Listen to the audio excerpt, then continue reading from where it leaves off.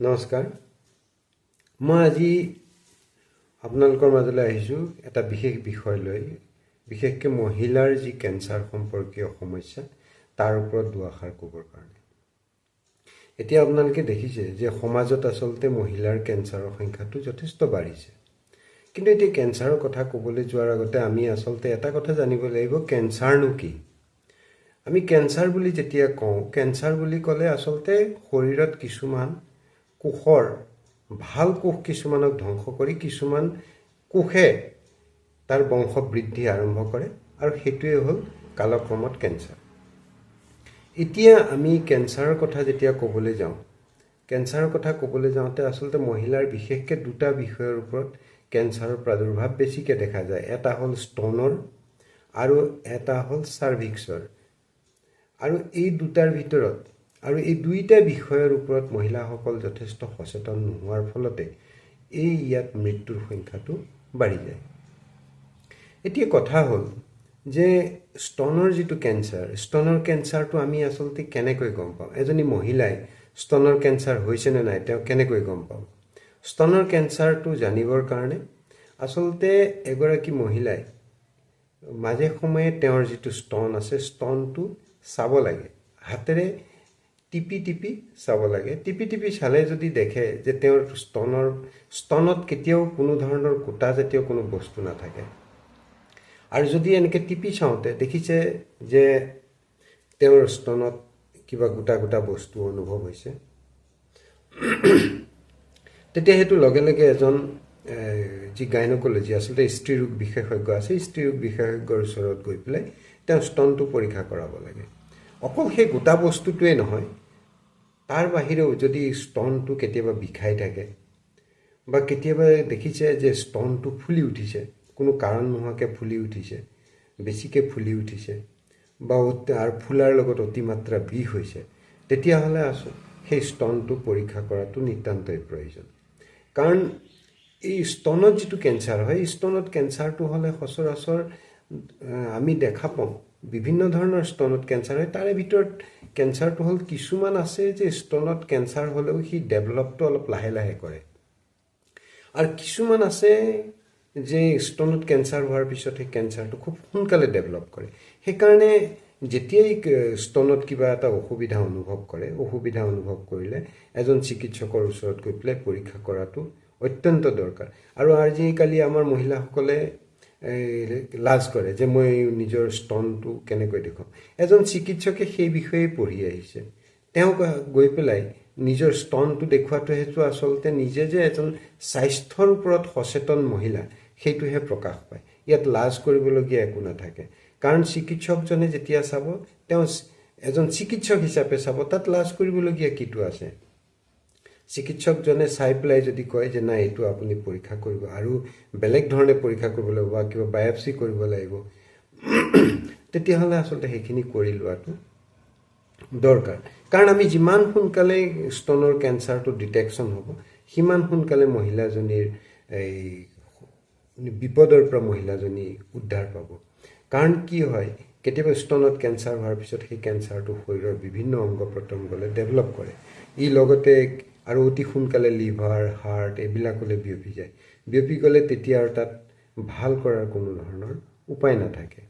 সেইকাৰণে যিসকল মহিলাৰ এই ধৰণৰ কিবা অসুবিধা অনুভৱ হয়, তেওঁলোকে যাতে এজন চিকিৎসকৰ ওচৰত গৈ এই বিষয়ে ভালকৈ পৰীক্ষা কৰাই লয়। তাৰপিছতে আমি আহোঁ আচলতে বেছি সমস্যা থকা সময় হ'ল চাৰ্ভিক্সৰ কেঞ্চাৰ। আচলতে মাইকী মানুহৰ এই চাৰ্ভিক্সৰ কেঞ্চাৰত মৃত্যু হোৱাৰ সংখ্যা খুবেই বেছি। মোৰ নিজৰে দুজনমান বন্ধুৰ ৱাইফৰ তেনেকৈ চাৰ্ভিক্সত কেঞ্চাৰ হৈ পেলাই ঢুকাইছে, আৰু সেইটো কোনো ধৰণৰ চিমটম কেতিয়াও নেদেখুৱায়। কেতিয়াবা চিমটম নেদেখুৱাকৈ বেমাৰটো ভিতৰত ডেভেলপ কৰে, আৰু যেতিয়া চিমটমটো দেখুৱায় তেতিয়া আচলতে চিকিৎসকে ট্ৰিটমেণ্ট কৰিবৰ কাৰণে যথেষ্ট পৰিমাণে দেৰি হৈ যায়। সেইকাৰণে এটা কথা আমি খুব সচেতন থাকিব লাগে।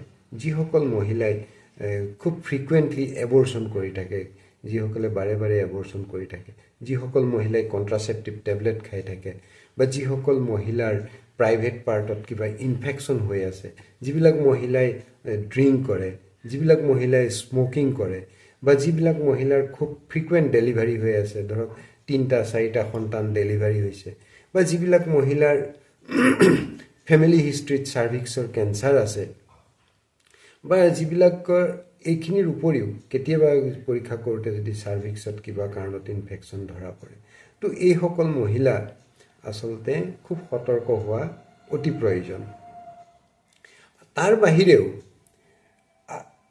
বাহিৰেও আচলতে চাৰ্ভিক্সৰ কেঞ্চাৰ এতিয়া এইখিনি পৰীক্ষা নকৰাকৈ আমি গম পোৱাৰ কিবা উপায় আছে নেকি? গম পোৱাৰ উপায়ৰ ভিতৰত হ'ল যদি মাহেকীয়া হওঁতে যদি মাহেকীয়াটো অনিয়মীয়া হৈ আছে, মাহেকীয়াটো খুব বেছিকৈ হয়, কম হয়, বা মাহেকীয়াটোত কিবা ইৰেগুলাৰিটি আছে, বা বগা স্ৰাৱ গৈ আছে আৰু বগা স্ৰাৱটো যোৱাৰ পিছত স্ৰাৱটোৰ কালাৰটো চেঞ্জ হৈ আছে, হালধীয়া হৈছে, সেউজীয়া হৈছে, এনেকুৱা যদি চেঞ্জ হৈ আছে, বা মাহেকীয়া হৈছে অতিমাত্ৰা ৰক্তস্ৰাৱ হৈছে, বা তল পেটত যদি খুব বেছিকৈ বিষ হৈ আছে, বা যিসকল মহিলাৰ 45 বছৰৰ ওপৰ বয়স হৈ গৈছে সেইসকল মহিলা, কাৰণ 45 বছৰৰ ওপৰ বয়স হৈ গ'লে তেতিয়া আচলতে হৰমনেল কিছু কথা আহে, আৰু এই হৰমনেল কথাটো কিন্তু কেতিয়াবা ষ্ট'নৰ কেঞ্চাৰৰ ক্ষেত্ৰতো প্ৰযোজ্য হয়, কাৰণ স্ত্ৰী হৰমন যি আছে স্ত্ৰী হৰমনৰ তাৰতম্যৰ কাৰণেও কেতিয়াবা ষ্ট'নত কেঞ্চাৰ হোৱা দেখা যায়। এতিয়া আমি এইখিনি হোৱাৰ পিছত যেতিয়া এজনী মহিলাৰ এইখিনি হোৱাৰ পিছত তেওঁ কি কৰিব? মই অলপ আগতে ক'লোঁ যে তেওঁ এজন চিকিৎসকৰ ওচৰলৈ গৈ পেলাই নিজৰ চাৰ্ভিক্সটো পৰীক্ষা কৰিব লাগে। চাৰ্ভিক্সটো পৰীক্ষা কৰাৰ কোনো লাজৰ কথা নহয়।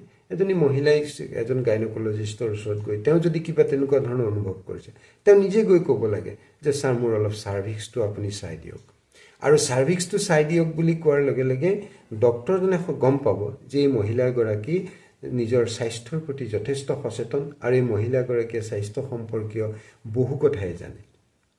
কাৰণ আপোনাৰ চাৰ্ভিক্সটো পৰীক্ষা কৰাৰ লগে লগে আপুনি চিকিৎসকজনে গম পাই যাব যে তেওঁৰ আচলতে কেঞ্চাৰ হোৱাৰ কিবা তাত শংকা আছে নেকি। কাৰণ জেনেৰেলি যেতিয়া কেঞ্চাৰ হ'লে আচলতে চাৰ্ভিক্স মানে হ'ল আমাৰ গৰ্ভাশয় যিটো আছে, গৰ্ভাশয়ৰ আগফালে যিখন মুখ ওলাই থাকে, যিখন মুখেদি আচলতে এটা সন্তান পৃথিৱীলৈ ভূমিষ্ঠ হয় সেইটোকে আচলতে চাৰ্ভিক্স বুলি কয়, মানে গৰ্ভাশয়ৰ যিখন মুখ সেইখনকে চাৰ্ভিক্স বুলি কয়। আৰু এই চাৰ্ভিক্সটো যেতিয়া পৰীক্ষা কৰা যায় চিকিৎসকজনে তেতিয়া গম পায় যে পেচেণ্টটোৰ বা সেই মহিলাগৰাকীৰ কেঞ্চাৰ হোৱাৰ কিবা চান্স আছে নে নাই। সেইকাৰণে মই আপোনালোকক অনুৰোধ কৰিছোঁ আপোনালোকে এই বিষয়ে অলপ সচেতন হওক, কাৰণ মই কেইবাটাও কেছ মই তেনেকৈ নিজ চকুৰে দেখা পাইছোঁ যে ষ্ট'নৰ কেঞ্চাৰত ঢুকাইছে আৰু চাৰ্ভিক্সৰ কেঞ্চাৰত ঢুকাইছে বহু মহিলা, আৰু তেওঁলোকে ঢুকোৱাৰ মূলতেই হ'ল তেওঁলোকে কিছু কথা গম পালেও কেতিয়াবা কথাবিলাক লুকুৱাই ৰাখে, আৰু কেতিয়াও বেমাৰ কেতিয়াও লুকুৱাই ৰাখিব নাপায়। আৰু আমাৰ বহু মহিলাৰ এটা সমস্যা এটা আছে যে চিকিৎসক এজনে যেতিয়া এগৰাকী মহিলাক তেওঁৰ প্ৰাইভেট পাৰ্ট পৰীক্ষা কৰে তেতিয়া বহুতে এই ক্ষেত্ৰত কেতিয়াবা সমালোচনা কৰে যে ডাক্তৰজনে মোৰ হাত দি পেলাই চাইছে।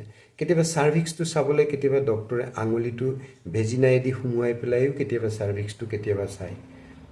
আৰু কেতিয়াবা কি হয়, নিজৰ কোনোবা মহিলাগৰাকীক ধৰক ডক্তৰে ষ্টেথিস্কোপ দি চাই থকাৰ পিছত ষ্টেথিস্কোপ দি চাওঁতে দেখিলে যে তেওঁৰ স্তনটোত কিবা গোটা বস্তু, তেতিয়া ডাক্তৰজনে হয়তো অকণমান এনেকৈ টিপি চাব পাৰে, কিন্তু সেইটোকে যদি মহিলাগৰাকীয়ে ভাবে যে ডাক্তৰজনে মোক আচলতে মিছবিহেভ কৰিছে, মাজতে তেনেকুৱা ক'ৰবাত মই ঘটনা শুনিছোঁ।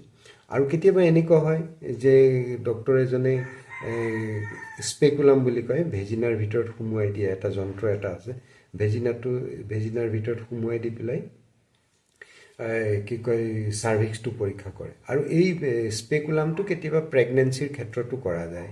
যেতিয়া প্ৰেগনেঞ্চি থাকে এগৰাকী মহিলাৰ তেতিয়া ডক্তৰে কেতিয়াবা ভেজিনেল স্পেকুলাম যিটো আছিলে ভেজিনেল স্পেকুলামটো ভিতৰত সুমুৱাই দিয়ে। ভেজিনেল স্পেকুলামটো সুমুৱাই দিয়াৰ লগে লগে ডক্তৰজনে ভিতৰটো খুব ধুনীয়াকৈ দেখা পায়, কাৰণ সি ভিতৰটো একদম মেল খুৱাই দিয়াৰ লগে লগে চিকিৎসকজনে ভিতৰৰ গোটেই বস্তুখিনি দেখা পায় পৰিষ্কাৰকৈ। কিন্তু সেইটোকে কিছুমান মহিলাই আচলতে ক্ৰিটিচাইজ কৰে কিছুমান চিকিৎসকক, কিন্তু সেইটো কৰিব নাপায়। কাৰণ চিকিৎসক এজনী মহিলাক বা এজন ৰোগীক, পুৰুষেই হওক বা মহিলাই হওক, চিকিৎসক এজনে সদায় ভাল কৰাৰ কাৰণেহে চেষ্টা কৰে। কিন্তু সেইটোকে যদি কোনোবাই বেয়া ধৰণে লয় সেইটো নাপাই ল'ব আৰু আপোনালোকৰ যদি এই মোৰ কথাখিনি ভাল লাগিছে আপোনালোকে অলপ শ্বেয়াৰ কৰি দিব ছাবস্ক্ৰাইব কৰিব আৰু মোৰ ভিডিঅ'বিলাক আপোনালোকে নিয়মিতভাৱে চাই আছে মোৰ ভাল লাগিছে আৰু মই কিছু ভিডিঅ' বনাব লাগিছিল কিন্তু মই কিছু ব্যস্ততাৰ কাৰণে বহুত দিন হ'ল মই ভিডিঅ' বনাব পৰা নাই ধন্যবাদ আপোনালোক সকলো কুশলে